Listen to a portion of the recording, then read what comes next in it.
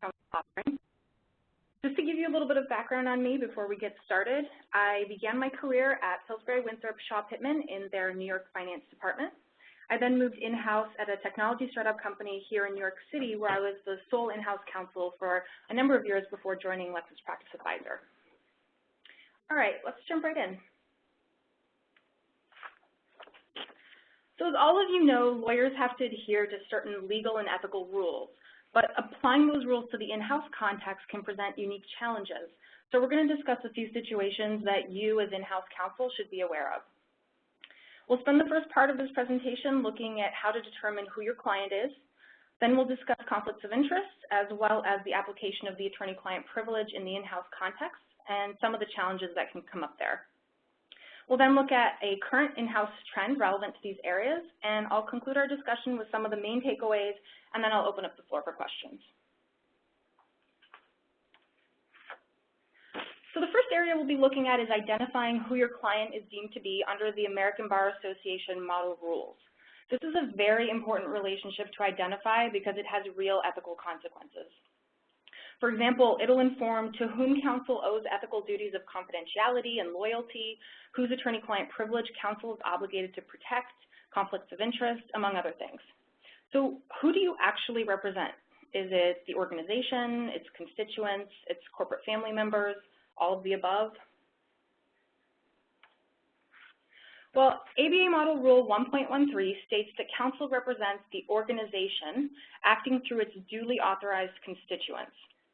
So the ABA has created a nice, neat definition of who the client is here, but we all know that putting this into practice can be more complicated than that. So let's unpack this definition a little bit. When the definition says organization, it's referring to all types of organizations. So public, private, nonprofit, corporation, partnership, unincorporated associations, and all other entities. What's difficult is that unlike individual clients, organizational clients are legal entities that can't act except through their officers, directors, members, employees, and shareholders. So an in-house attorney never deals directly with their client per se, but only with the agents of the client.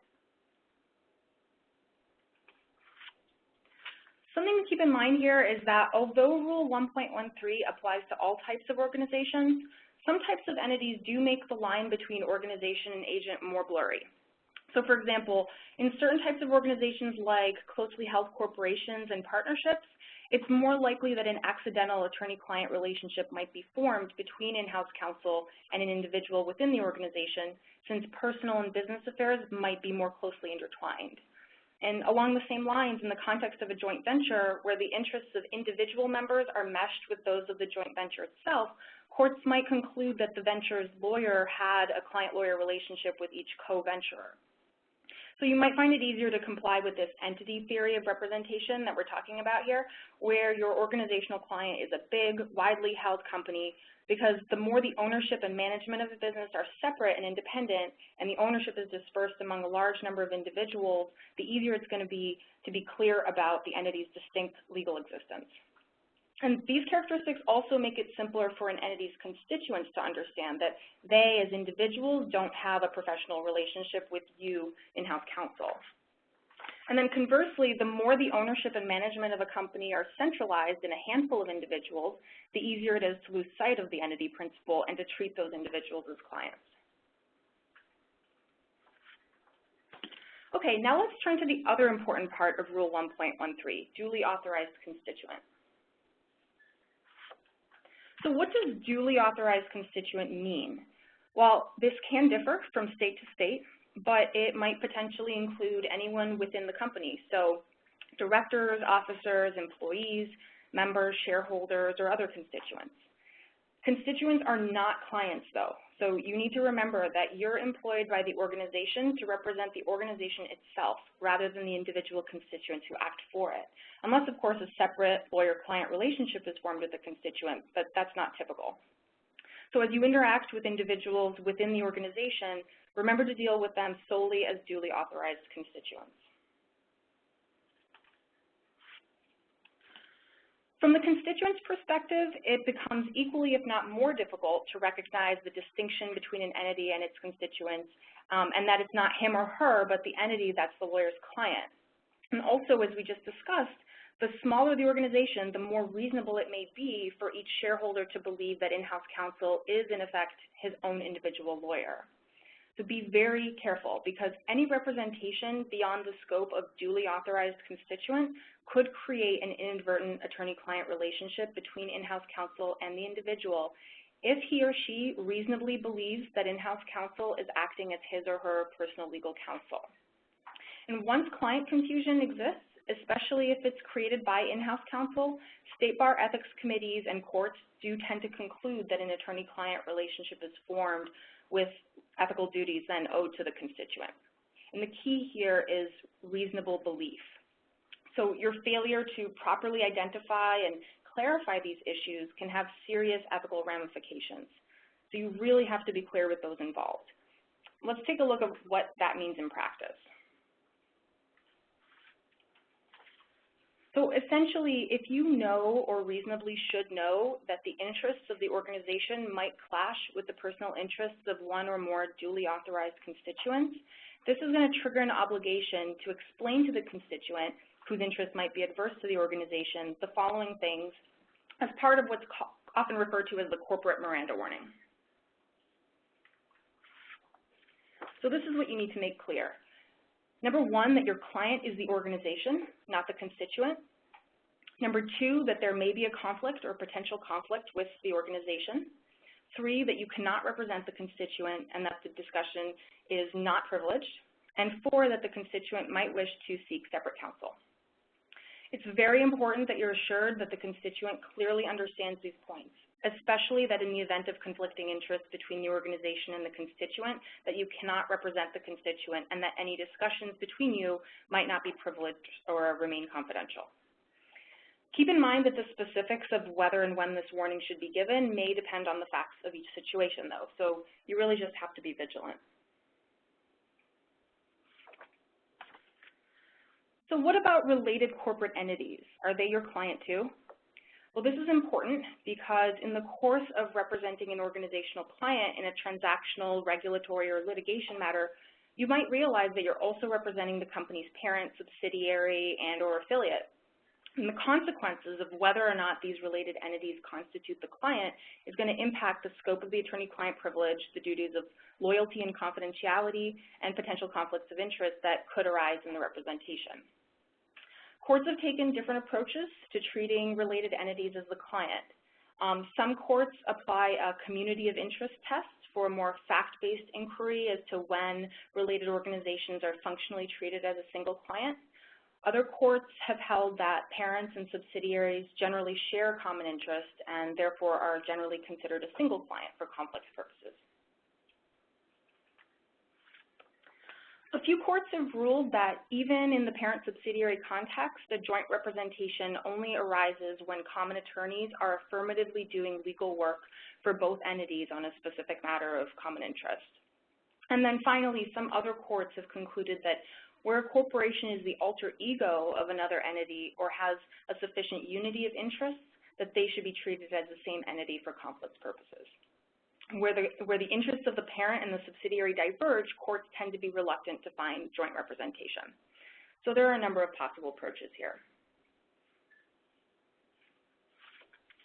Okay, so let's recap some of the ways that a client-lawyer relationship might be inadvertently formed. Number one is failure to clarify your role. When in-house counsel doesn't clarify the nature of his role in representing the organization, a constituent could misunderstand and conclude that counsel represents the constituent as well as the organization. This could come up with respect to an officer of an entity client, like a corporation, or in the case of an affiliated organization, like a parent, subsidiary, or similar organization related to the client entity. Number two is diverse interests. So occasionally the organization's interests might be or might become adverse to those of its constituents. So if that happens, to protect the organization and its constituents from problems that could lead to confusion about counsel's role, Rule 1.13F requires that you give the corporate Miranda warning that we just talked about. Number three is reasonable expectations. Courts are increasingly willing to find an attorney-client relationship on the basis of the reasonable expectations of the client. For example, in one case, the court held that by giving the corporation's executive director legal advice about his employment agreement, the corporation's lawyer actually established a lawyer-client relationship with the director. And this is actually supported by some ethics opinions as well. There are a number of specific contexts where misunderstandings about the formation of an attorney-client relationship can occur in the in-house setting. So let's talk about a few of them. The danger of inadvertent representation is probably greatest in the context of internal corporate investigations, which often occur in response to a pending or threatened investigation by criminal or regulatory authorities. The concern is that corporate officers interviewed by in-house counsel might assume that counsel is interviewing them for the purpose of defending them, especially where counsel has frequent contact with the officer or if counsel reports to the officer being interviewed. The second is executive compensation plans.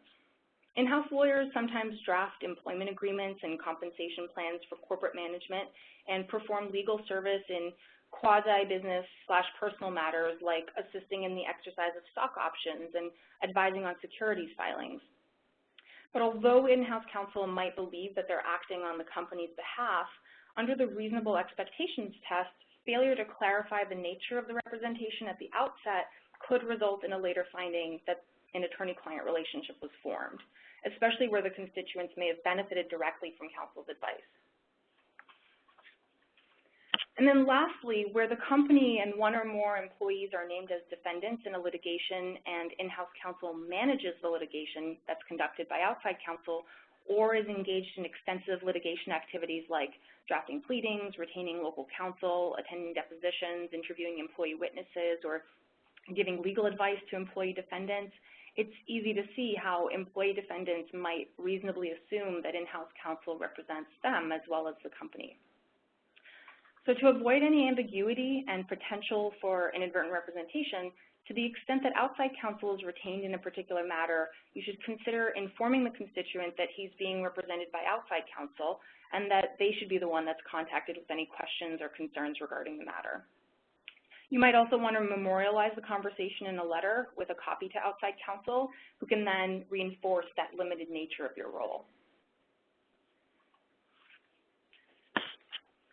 So just to be on the safe side, although counsel is only obligated to deliver the corporate Miranda warning where counsel knows or reasonably should know that the constituent's interests might conflict with those of the organization, it would be good practice to go a step further and inform the constituent at the outset that any conversation between them is within the scope of the representation of the organization, not of the constituent, even in situations where counsel is not concerned about conflicting interests.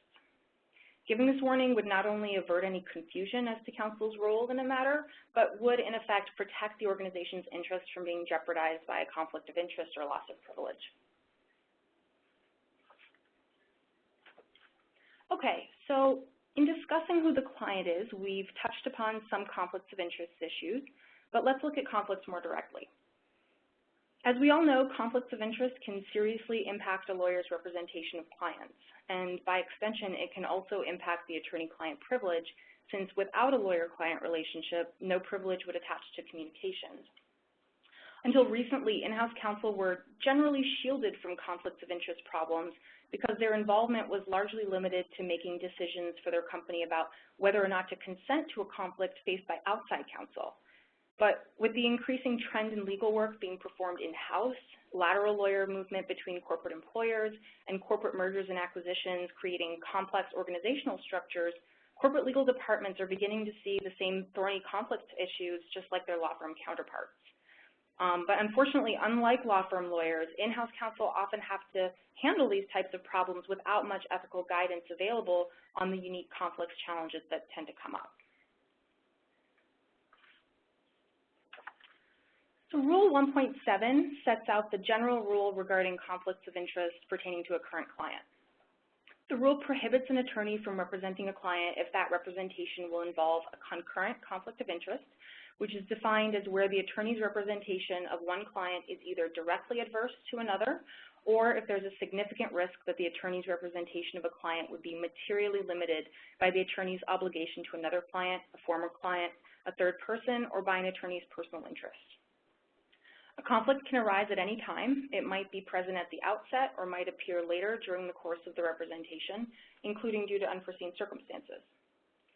But the finding of a conflict may not preclude representation if all of the following conditions apply. So number one, the lawyer must reasonably believe that he or she will be able to provide competent and diligent representation to each affected client. Two, the representation must not be prohibited by law. Three, the representation must not involve the assertion of a claim by one client against another client represented by the lawyer in the same litigation or other proceeding. And four, each affected client must give informed written consent. Otherwise, the attorney will need to decline the client or withdraw from the representation.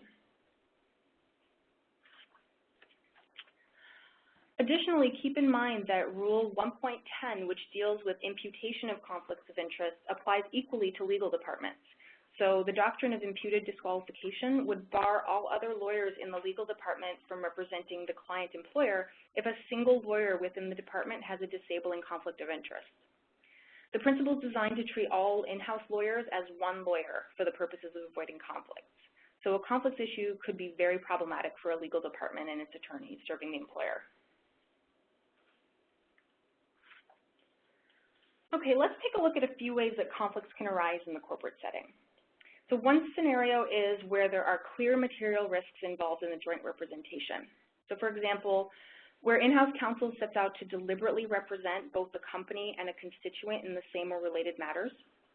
This usually occurs in the early stages of litigation where both the company and a constituent have been named as defendants and will be represented by the same lawyer, whether within the legal department or by an outside law firm in conjunction with the legal department. Another example is regulatory investigations. It's important that counsel disclose to the constituent at the outset the material risks in joint representation, which are that there is no expectation of confidentiality, that all information given to counsel will be shared with the company and may be used against him, and that the interests of the company and the constituent may not be aligned.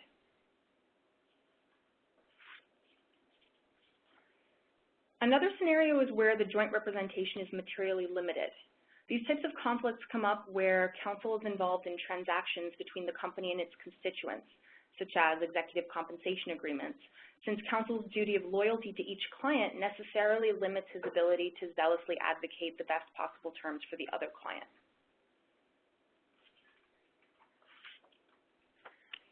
What about a principal officer or major shareholder? Can counsel represent them as well as the corporate employer?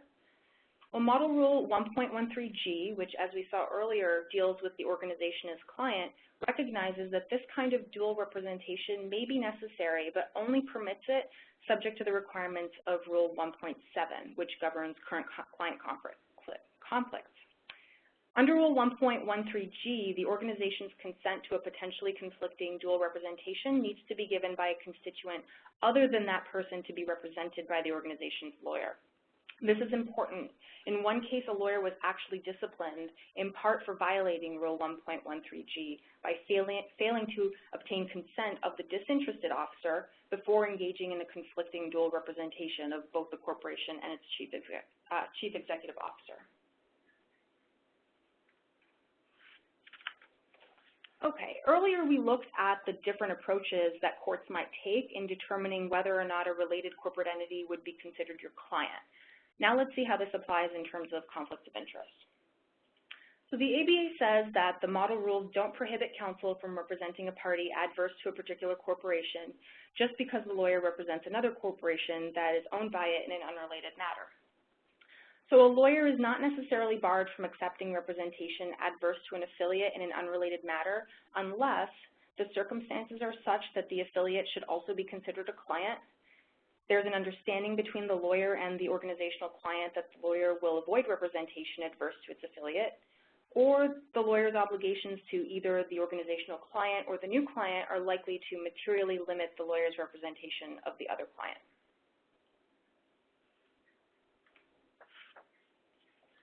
In some situations, though, the relationship between the parent and subsidiary is too close to permit the lawyer to proceed adversely against a corporate relative. In one case, the Second Circuit noted that corporate affiliates should not be considered a single entity for conflicts purposes based solely on the fact that one entity is a wholly owned subsidiary of the other. And there, the court considered factors like the degree of the subsidiary's reliance on the parent corporation for administrative matters, the sharing of an in-house legal department, the overlap in management control between the two affiliates, and the financial interdependence of the parent and subsidiary.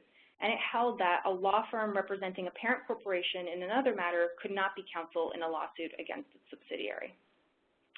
Also, a New York ethics opinion concluded that a corporate family conflict can be analyzed by considering whether the affiliate is a de facto current client, the risk of their responsibilities to one client materially limiting the representation of the other, and knowledge of client confidences that might preclude representation.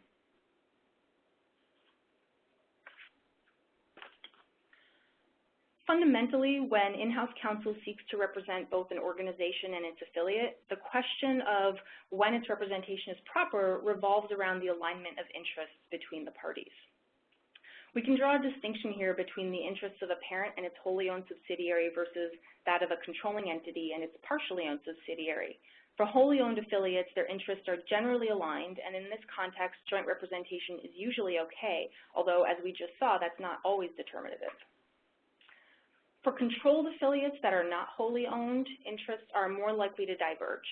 If a conflict arises between them, counsel may need to withdraw, and the entire legal department could be barred from the representation because of the imputed conflicts rule. In this scenario, the most prudent way to resolve the conflict might be to retain separate counsel to protect the interests of at least one of the affiliates in the conflicted matter. Parents and subsidiaries might see their interests diverge in a spin-off, sale, and insolvency situation. In fact, case law has begun to address conflicts arising when in-house counsel represents corporate affiliates and has focused on the erosion of a parent's attorney-client privilege when an affiliate is acquired by a hostile third party. In these situations, the best course of action might be for the parent to secure outside counsel for the subsidiary, because continuing to have in-house counsel jointly represent the parent and subsidiary for the spin-off transaction for too long could risk the parent being forced to turn over privileged documents to the former subsidiary in adverse litigation, not to mention running afoul of conflict rules.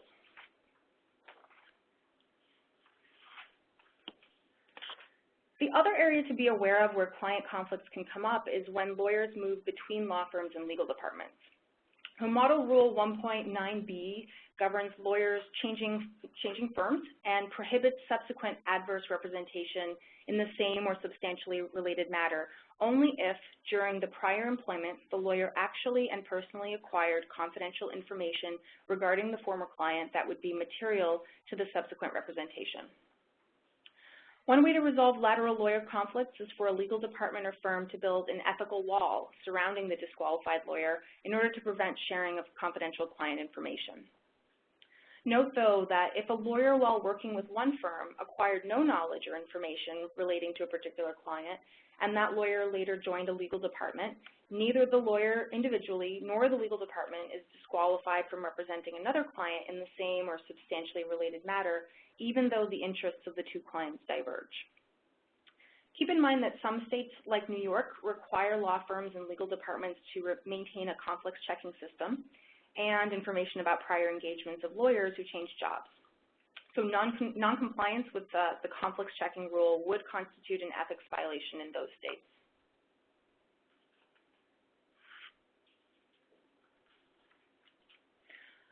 Conflicts can also come up with respect to outside counsel.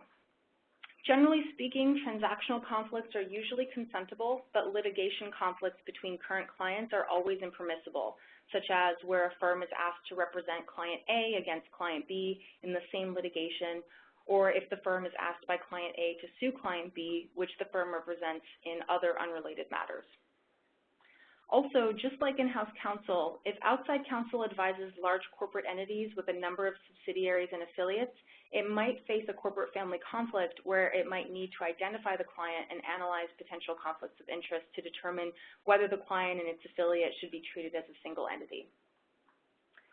Outside counsel will also need to be careful to follow Rule 1.9, which we just looked at, which governs duties to former clients, and seek informed written consent in the event of a conflict.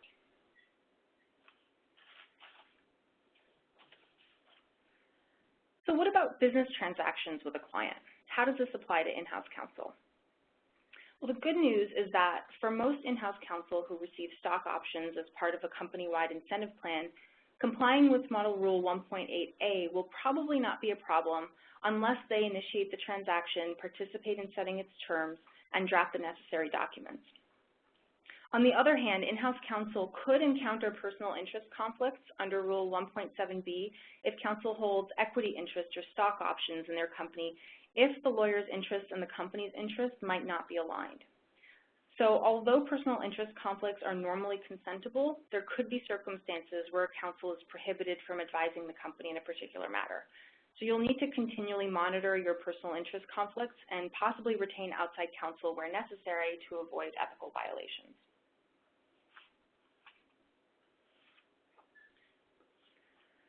So what should your company do to avoid conflicts of interest? Well, many legal departments today have established conflict policies in their outside counsel guidelines that require hired law firms to take proactive measures to avoid conflicts with the client company. The key steps law firms should be asked to adopt include prompt notice to authorized legal departments personnel of personal or actual conflicts, use of written conflicts waiver letters and proper disclosure, and analysis of relevant facts and circumstances involving the conflicting representations. In order to assist outside counsel with staying on top of potential conflicts, legal departments should provide it with a list of the corporation's existing subsidiaries and affiliates so that outside counsel can enter this information into the firm's conflicts database. A company might also consider requiring law firms to put up an ethical screen before consenting to a conflict so as to protect the company's confidential data from being disclosed to other lawyers in the firm.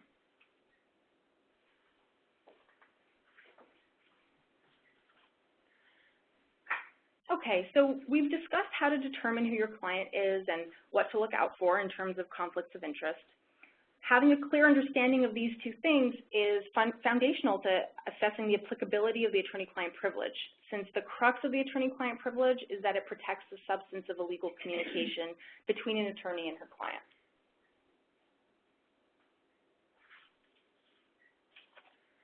So why is this so important?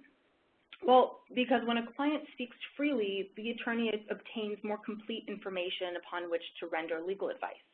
So this results in effective legal counseling where a client is then better able to conform his conduct to the requirements of the law.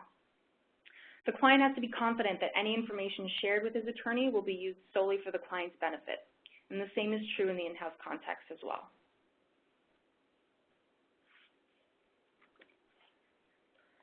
There are a lot of variations on the definition of privilege, but a commonly used one is that in order for the privilege to be invoked, the asserted holder of the privilege is or sought to become a client, the communication is made to an attorney or his subordinate acting as a lawyer, the communication occurs outside the presence of strangers, the purpose is to obtain a legal opinion or services not to commit a crime or tort, and that the privilege is claimed and not waived.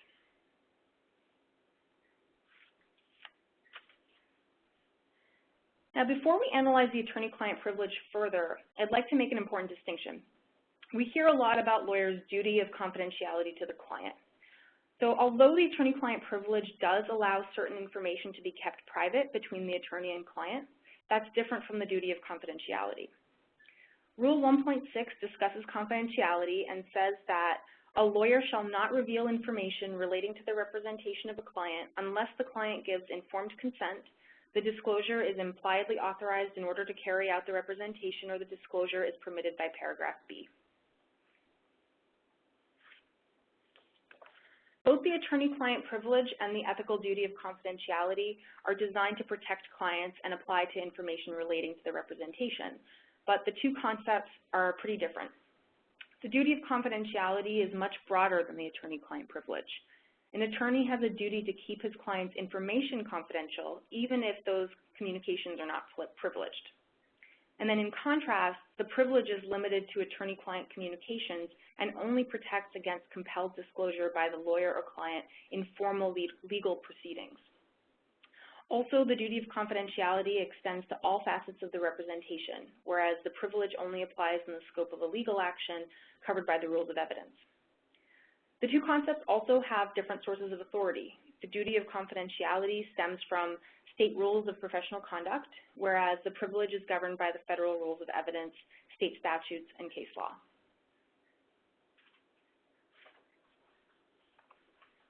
So what are the contours of the attorney-client privilege?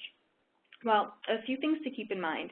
The attorney-client privilege is strictly construed by courts because it obstructs the court's truth-finding function. The privilege protects the client, but it can be asserted by in-house counsel on the client's behalf.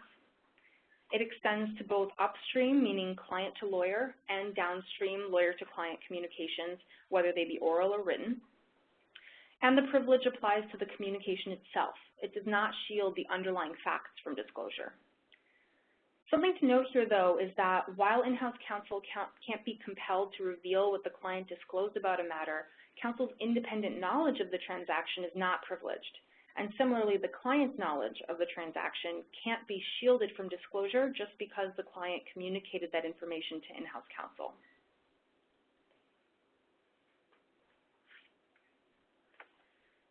So is there a standard for determining who within an organization can participate in attorney-client communications? Well, the answer is yes, but courts have not been unanimous on this. So let's take a look at the main approaches. One approach is the control group test, which says that a corporation can claim the attorney-client privilege only as to statements made by employees in a position to control or even to take a substantial part in a decision about any action which the corporation may take upon the advice of an attorney. The control group test focuses on the nature of the speaker's corporate position, not on the nature of the communication. The test is extremely restrictive and it's only held by a minority of courts today. Later, the more liberal and less restrictive subject matter test was introduced, which held that an employee's communications were privileged if they were made at the direction of the employee's superiors and if the communications concerned matters within the scope of the employee's duties. So this approach focuses on the relation of the subject matter of the communications at issue to the responsibilities of the employee towards the company, as opposed to just the employee's position. A modified version of the subject matter test was later formulated by the Eighth Circuit, and it was that version which the Supreme Court appears to have implicitly relied upon in the landmark Upjohn versus United States decision. It was in this case that the Supreme Court ruled that the attorney-client privilege applies to corporations and other legal entities. The court rejected the control group test, which limited the corporation's privilege to communications involving lawyers and top management. And although it didn't put forth an explicit test per se, the considerations it suggested followed the Eighth Circuit modified subject matter test, which said that the communications with low-level employees, as well as with officers and directors, could be protected, provided that the communication was made for the purpose of securing legal advice, that the employee making the communication did so at the direction of his or her corporate superior, that the superior made the request so that the corporation could secure legal advice, that the subject matter of the communication is within the scope of the employee's corporate duties, and the communication is not disseminated beyond those persons who, because of the corporate structure, need to know its contents. Just remember that although Upjohn is the leading case on the scope of the attorney-client privilege in the corporate context, some states do still take other approaches. Also keep in mind that since individuals are not clients for the purpose of the privilege, an individual employee cannot exercise the privilege to protect himself. So an employee is well advised to consult with his own lawyer before disclosing information to company counsel if there's any possibility that the employee might thereby expose himself to personal liability or prosecution.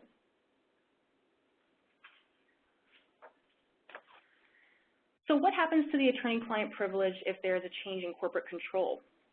Well, in that case, the privilege usually follows the change in control. So if a company is spun off or divested, the new entity would have the privilege. And along the same lines, a surviving corporation to a merger can assert the privilege for the component entities. A sale of an entire corporate entity includes the transfer of privilege from the preceding to the succeeding entity. However, some cases hold that just the sale of assets might not also transfer the privilege without a surviving entity. Since there's no bright line rule, it's not easy to determine what will actually pass muster for privilege transfer purposes. Whether or not the privilege survives a dissolution differs according to the context of the situation. If there's a surviving corporate entity or a trustee in bankruptcy upon the dissolution of an organizational client, then privilege survives. Otherwise, privilege might be forfeited.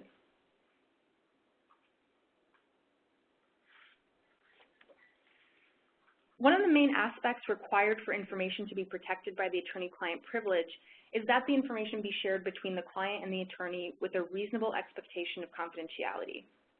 The problem is that in this digital age, the now common use of electronic attorney-client communications has made this assessment of confidentiality more difficult. At this point, courts and State Bar Association ethics committees have come to recognize that emails between the lawyer and the client do qualify as privileged communications. But as any in-house counsel who's been involved with producing emails during discovery knows, email chains can pose some thorny issues. So for example, a privileged email might be followed by a non-privileged email.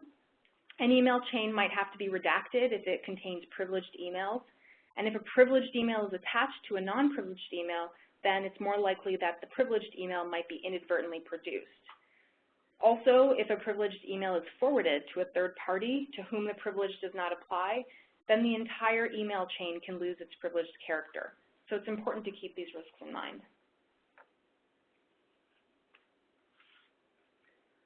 Other forms of new technology can pose challenges as well. Just the use of a computer, which we often take for granted these days, could result in inadvertent waiver of privilege. If the computer is accessible by third parties, attorney-client communications sent via the computer system might not be privileged. Now, the good news is that, for the most part, courts and legislatures have accepted that electronic communications aren't jeopardized just because a system administrator can review them. But it's still a good idea to limit the amount of electronic communication for matters where privilege might eventually be claimed. Metadata also poses a risk for confidential client data. Not all metadata contains harmful or privileged information, but when it does, inadvertent disclosure can end up waiving the attorney-client privilege. If you end up on the receiving end of metadata, keep in mind that the ABA model rules don't prohibit review of the metadata, but there might be circumstances where notice of transfer of metadata needs to be provided to opposing counsel.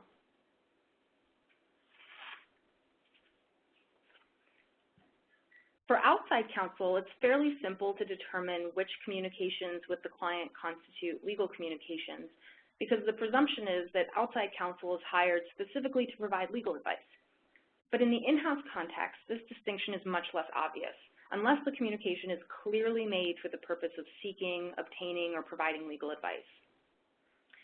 There are a number of things that contribute to this ambiguity. First of all, as we've discussed, counsel is employed by the client, but only communicates with the client indirectly. Also, counsel is always available and is constantly interacting with the corporate client. They aren't just called upon to respond to specific legal issues. And then compounding this is the fact that the role of in-house counsel has evolved to encompass participation in corporate decisions that go well beyond purely legal matters.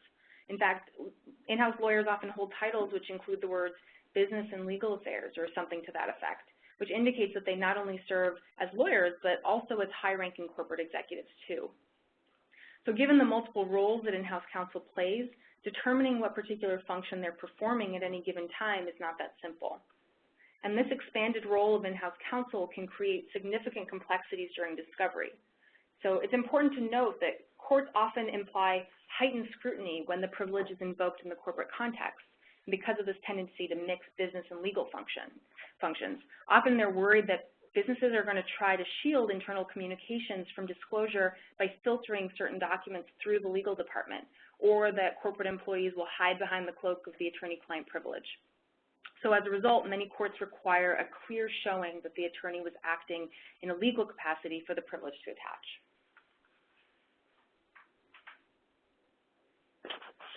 The reality is that often the line between legal and non-legal advice is not readily apparent. So in-house counsel's involvement in a business transaction does not necessarily place the transaction under the cloak of privilege. In one case, the court declined to apply the privilege where it felt that in-house counsel was acting as a business negotiator rather than as a legal advisor, and no legal opinions accompanied the business advice. So when is the purpose of a communication considered to be primarily legal in nature? Well, you have to be able to show that the communication would not have been made but for the corporation's need for legal advice or services. Many courts recognize that a document is privileged if it concerns legal rights and obligations and evidences a lawyer's professional judgment and recommended legal strategies. If these criteria are met, the privilege will probably not be destroyed if the document discusses other business considerations as well. So a helpful shorthand way to measure the primary purpose is to ask yourself whether the acts performed require a law degree. That should kind of help you keep your analysis on track.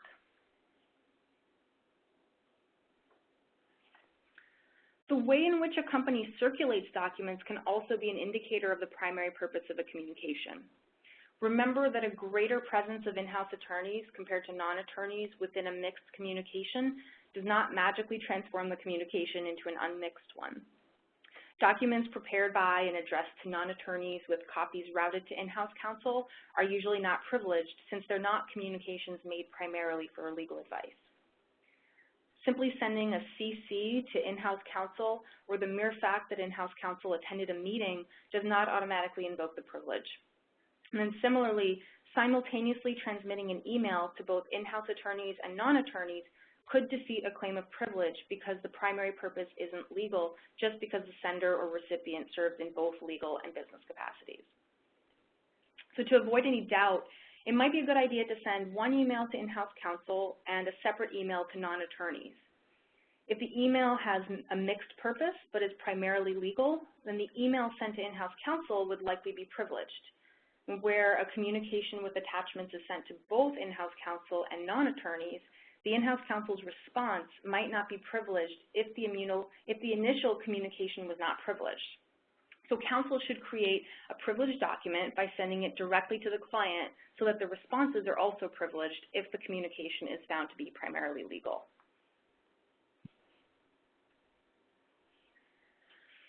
So remember, courts often employ heightened scrutiny when the privilege is invoked in the corporate context. So to avoid disclosure of privileged information during discovery, it's best to err on the side of caution and to take as many protective measures as possible. So to clearly delineate legal advice from business advice, a few guidelines to follow are: do not attach privileged information to documents discussing non-legal issues. Write, counsel is addressing the following legal issues, or this memo responds to your request for legal advice on the issue of, on particular communications. Where legal and business advice is intertwined, separate the two and clearly state when legal advice is given and do not include non-legal parties in the email. Use confidential and privileged labels and disclaimers on emails, but be careful not to overuse them because courts might view this as an effort to construe the privilege too liberally. Also, refrain from sending emails and attachments to both lawyers and non-lawyers, and minimize the reply all function and limit disseminating information to certain people. But, even by taking these precautions, the privileged nature of particular documents could still be questioned by the courts. Okay, now let's shift gears a bit and talk about a recent trend for in-house attorneys. A research project resulting in the General Counsel Excellence Report was released last year, which surveyed 270 chief legal officers globally about a range of issues. One of the things that it reveals, which I found interesting, is that 9% of its respondents sit on the board of directors of companies for which they're also in-house counsel. And 20%, 1 in 5, would like to sit on the board of directors of their company. Most respondents were convinced that having legal counsel on their company's board of directors would lead to positive outcomes such as improvement in internal governance, improvement in corporate performance, encouragement of lower levels of corporate risk-taking and default, a decline in litigation risk. Also, last year, a group of American law and finance professors conducted a study of American companies and found that between the years 2000 and 2009, the number of in-house counsel who sit on a board of directors went up from 24% to 43%. Now, not all of these cases represent a lawyer sitting on the board of directors of the company he actually works for. It could be on a different company's board. But the trend toward blurring the line between counsel and board member is undeniable. The board of directors is the representative of the owners of the company. It protects both shareholder and stakeholder interests. So they could be considered the client. So is there a danger then in having in-house counsel be both lawyer and client? Well, the first step is to determine whether the responsibilities of the two roles may conflict. Something important to keep in mind is that often in-house counsel are called upon to advise the corporation in matters involving actions of the directors. If there's a material risk that the dual role will compromise counsel's exercise of independent professional judgment, he should either not serve as a director or should cease to act as the corporation's lawyer when conflicts arise.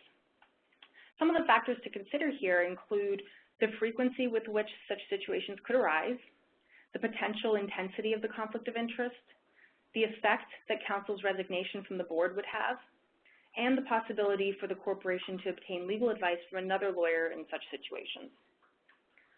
Also, counsel should be clear with other board members and advise them that in certain situations, matters discussed at board meetings while counsel is present in the capacity of a director might not be protected by the attorney-client privilege, and that conflicts of interest considerations might require him to recuse himself as a director or decline representation of the corporation in a given matter. Now, some argue that in-house counsel's job is to provide advice and recommendations to the board on a variety of tough issues, and that the board's job is to make decisions based on those and other management inputs. In that case, counsel would probably have to recuse himself constantly in order to avoid conflicts, so it wouldn't really make much sense for counsel to sit on the board. But maybe the best of both worlds would be for counsel to be engaged with the activities of the board, be an integral part of board culture, even if not as a formal board member. Of course, opinions on this are going to vary, but the potential impact of this trend is worth considering.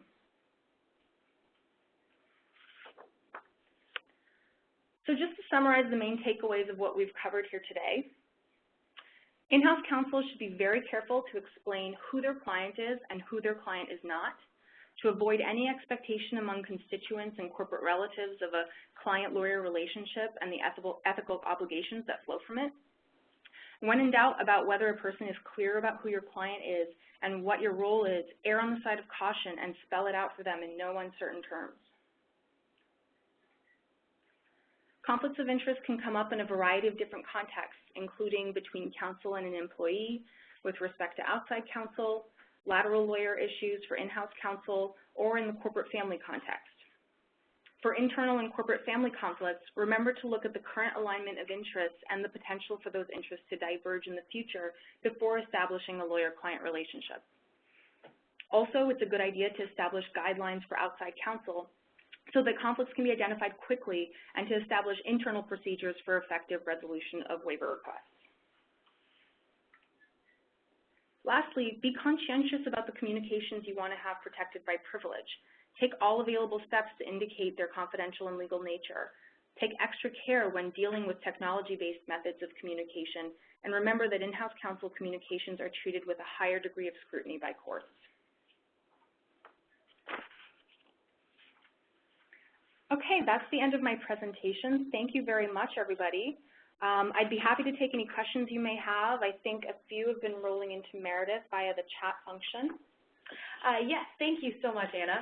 We've had a few questions come in, so we'll go ahead and start working our way through that, and if we run out of time, then we'll make sure and answer any other questions afterwards via email. The first question is, who can waive the privilege in the corporate context? Sure, that's a great question. I actually looked into this when preparing these materials. So generally speaking, just as the client holds the key to asserting the privilege, the client is also the one who can waive it. And as we discussed earlier, in the corporate setting, it's not always clear who the client is. So we'd want to do an assessment of who a duly authorized constituent would be in the jurisdiction in question. And since privilege is one of the rights of corporate control, though, the board of directors will always be entitled to waive the privilege. Most often, privilege rests with the corporation's management and is usually exercised by its officers and directors. But something to note here is that because privilege isn't personal to individual board members, a newly constituted board has the authority to waive the privilege for communications between counsel and the board as it was previously constituted.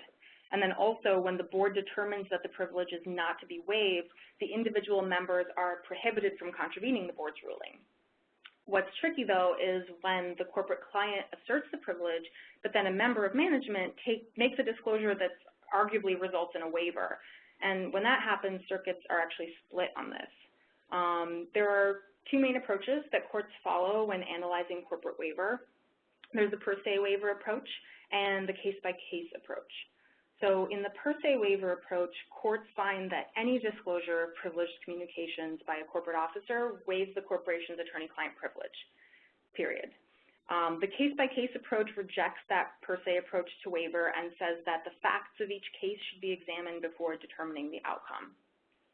So just to give you a little bit of context, the case that established the per se approach involved general counsel's testimony in a grand jury proceeding about his communications with outside counsel. And because general counsel was part of corporate management, the court determined that his disclosures automatically waived the privilege. But the case that established the case-by-case approach involved the company's in-house counsel and the company's chairman disclosing privileged information in front of grand jury as well. But in that case, the court held that their testimony did not waive the privilege, and they said that fairness principles should guide the analysis. So in those particular circumstances, the two parties had been subpoenaed in their individual capacities, so the court didn't feel that their testimonies were offered on behalf of the corporation. So basically, with the case-by-case approach, the court's decision could go either way, so of course you should exercise caution, but the per se approach really doesn't take any context into consideration. So if your circuit follows this approach, you should be especially mindful that any disclosure from a corporate officer can waive the privilege. Okay, perfect. Our next question is, would in-house counsel's communications with outside consultants be protected by privilege? That is an interesting question. Whether or not the information is protected will depend on what jurisdiction you're in. So remember, we looked at the different tests for privilege. There was the control group test and the subject matter test.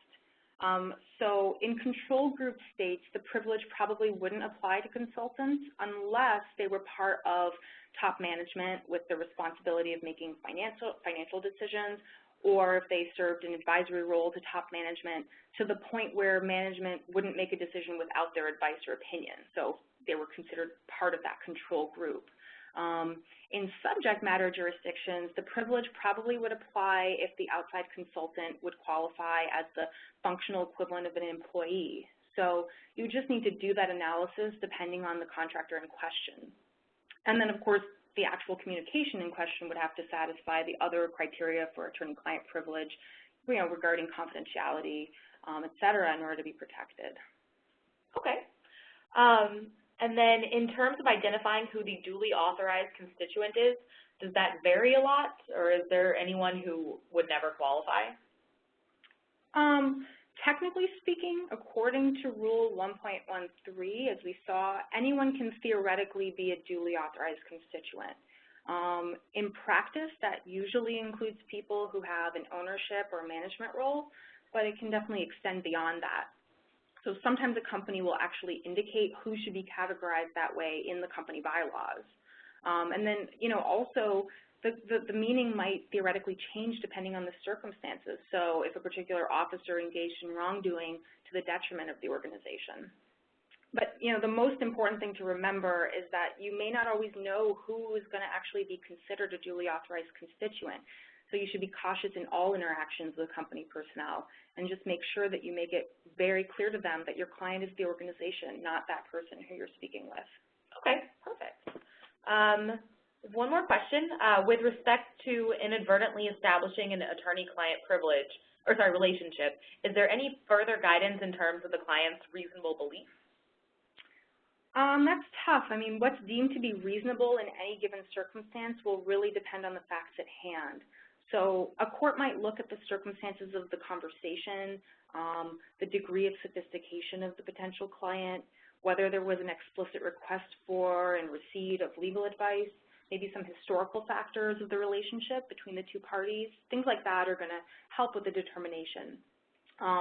If there's clear evidence that the corporate officer communicated with counsel in the officer's individual capacity about a personal matter, like individual liability, then courts will find that an attorney-client relationship was formed.